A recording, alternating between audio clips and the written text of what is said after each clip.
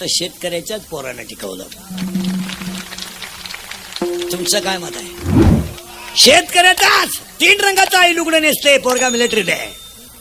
असू द्या.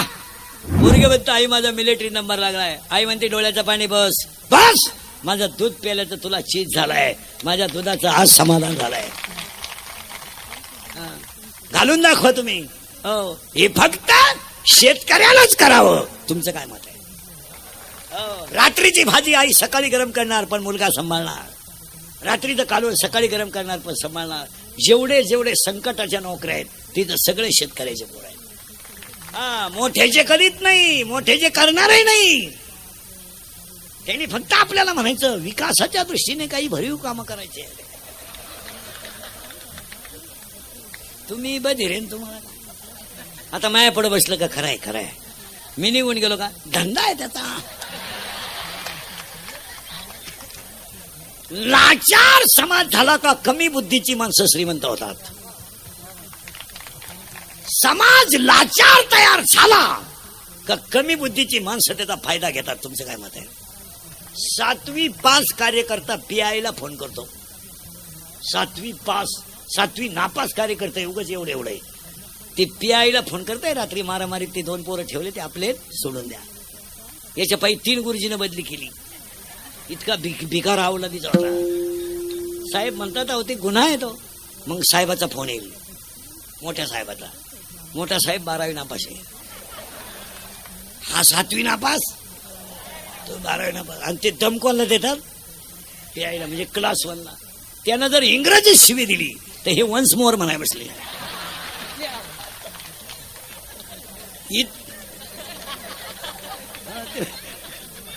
खरं आहे का खोटं आहे बोला?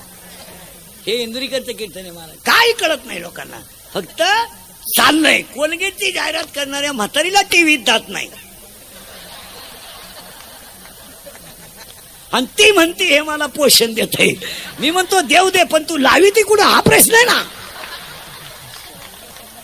चाललंय आंधळा दळीत आहे, कुत्र पीठ खात आहे. या जगात जो खरा बोलेल तो सकाळपर्यंत दिसणार नाही. जो स्तुती करेल त्याचाच दिवस आहे. काय मत आहे? हाय का कालीचे महिमान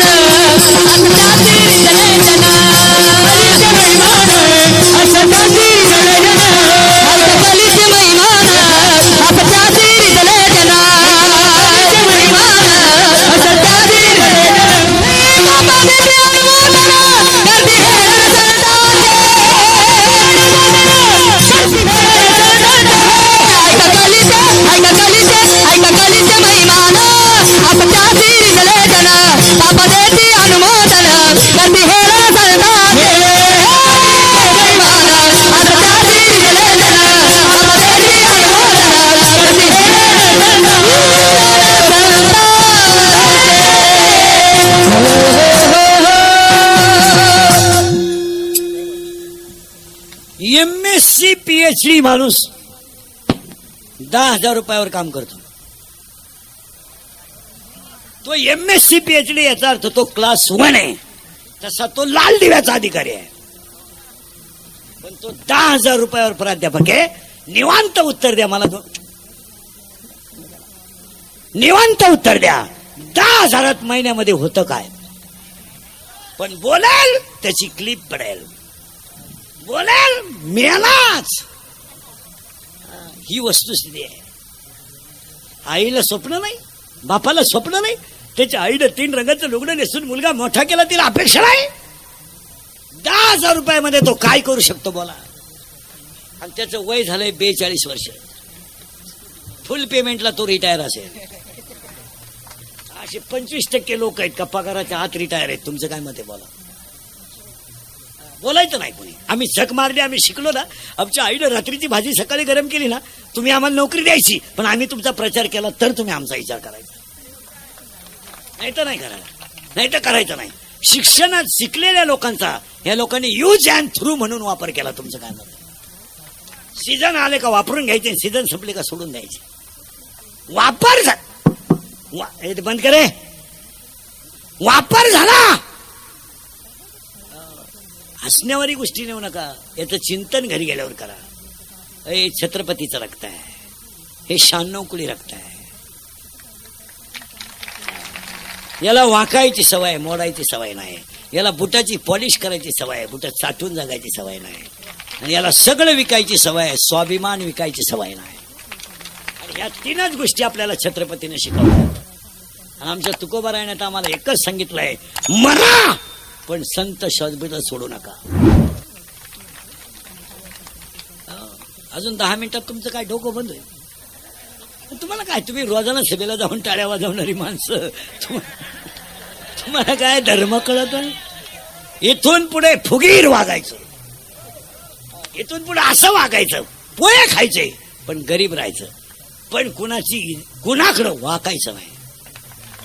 राहायचं तरी किती दिवस, 100 वर्ष कोले होऊन जगण्यापेक्षा दुपारीत मरायचं पण वाघ होऊन मरायचं. कोल्यासारख्या जगण्याला काय म्हणजे, 42 वर्ष जगले पण जगत गुरु झाले, 22 वर्ष जगले पण विश्व माऊली झाले. शिका. आणि 52 वर्ष जगले छत्रपती झाले. आणि आम्ही 62 वर्षाचे, हे माजी सरपंच, माजी सरपंच. आता काय, तुम्ही सर्व्हिस करा, चांगला अभ्यास करा. वृद्धाश्रमामध्ये अजून शेतकऱ्याचा बाप नाही. शेतकऱ्याच्या घरात भाजीला तेल नाही पण संस्कृती आहे. पण ज्यांनी नोकरीला असताना वर कमाई केली, अख्खी मंडळी वृद्धाश्रमात आहेत. पेन्शन घेऊन रिलॅक्स. तुम्ही कधी कधी जाऊन पहा, आम्ही जात असतो, ते आम्हाला ओळख करून देतात. मी विस्तार अधिकारी होतो.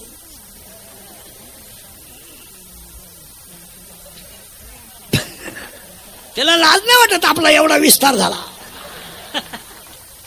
मी अभियंता होतो. हे सगळी लाईटीची कामं आपणच केली. 4% साहेबाला 2% मला 2%. आता काय, आता काय, आता एक पोरगा इंजिनियर केला, तो सासरवाडीला गेला. एक पोरगी कॉलेजला गेली, आलीच नाही. पहिली बायको मेली म्हणून दुसरी केली, ती पेन्शन घेऊन गेली. पुरा मोकळा झाला. आणि मग तो दिंडीत आमच्या बोकांडी आला तर आला, आमच्याही 2 दिंड्या करून दिल्या, म्हणजे वाटूनच केला.